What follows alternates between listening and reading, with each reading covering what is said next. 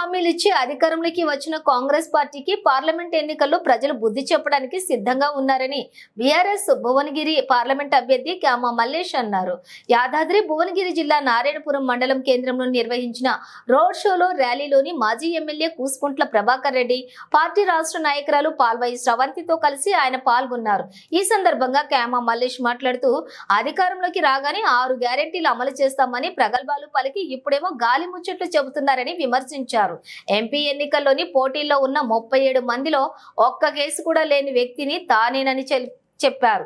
అధికారం కోసం పూటకో పార్టీ మార్చే రాజగోపాల్ రెడ్డి రాజకీయ బ్రోకర్ అని ఎద్దేవా చేశారు.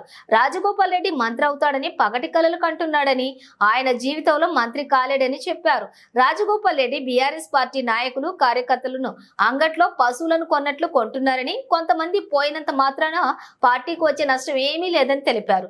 నారాయణపురంలోని రోడ్ షోకు హాజరైన జనం, రోడ్ షోలో పాల్గొన్న బీఆర్ఎస్ భువనగిరి ఎంపీ అభ్యర్థి క్యామ మల్లేష్ పక్కన మాజీ ఎమ్మెల్యే కూసుకుంట్ల ప్రభాకర్ రెడ్డి, పార్టీ రాష్ట్ర నాయకురాలు పాల్వాయి శ్రవంతి కారు గుర్తుపై ఓటేసి గెలిపించాలని కోరారు.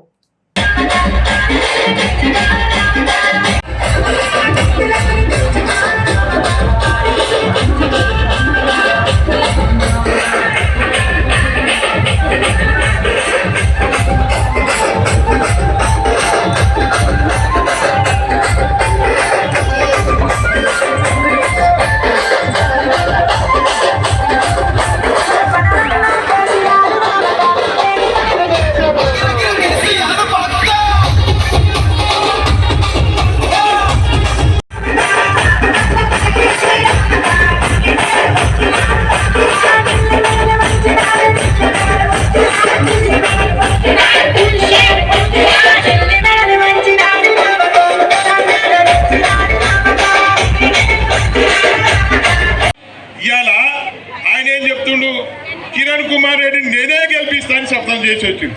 ఎప్పుడు కూడా గెలిచేది ప్రజలు. ఒక వ్యక్తి గెలిపిస్తే గెలిచే వాళ్ళు గారు, ప్రజలు గెలిపిస్తే గెలుస్తారు.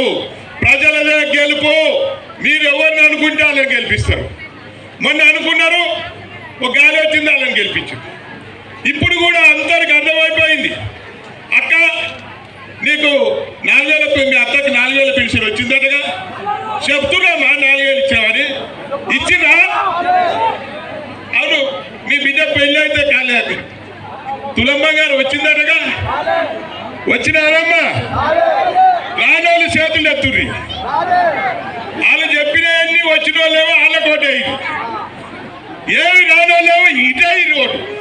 ఇక గింతే, ఇక వేరే ఏమి లేదు. గింతే. నేను చెప్పేది 2 మాటలు. కాంగ్రెస్ చేసినోడో సద్యోగం చేసినోకో బస్సు. మీకెందుకు బస్సులు? మీకు కావాల్సిన అసలు అవసరాలకు ఎవడన్నా వస్తుండా ముందుకు? అసలు ఈ ప్రభుత్వం ఎవరన్నా ప్రజల పక్ష నిలబడి పోరాడికి సిద్ధంగా ఉందా? మనకున్న నాయకులు ఇక్కడ ఎట్లున్నారంటే, మా పూట గడుస్తే చాలు, మా పెత్తనాలు నడుస్తే చాలు అన్నట్టు. వేదికపై ఉన్న నా సోదరులందరూ, పెద్దలు, ఎంపీటీసీ సభ్యులు, జిల్లా పరిషత్ సభ్యులు, మన సర్పంచులు, వార్డు సభ్యులు, పాత్రికేయ మిత్రులు, ఇక్కడున్న సోదరిమణులందరికీ కూడా నా హృదయపూర్వక నమస్కారం. ఒక్కటే ఒక విషయం చెప్తా, మీకు పొద్దుపోతుంది. క్యామ మల్లేశన్న మాట్లాడితే వినడానికి మీరందరూ సిద్ధంగా ఉన్నారు. నారాయణపురం విలేజ్ లో శ్రీ శ్రీ శ్రీ రామలింగేశ్వర స్వామి వారి దేవాలయం ముందు మనందరం ఉన్నాము. వాస్తవాలు మనం మాట్లాడుకోవాలి.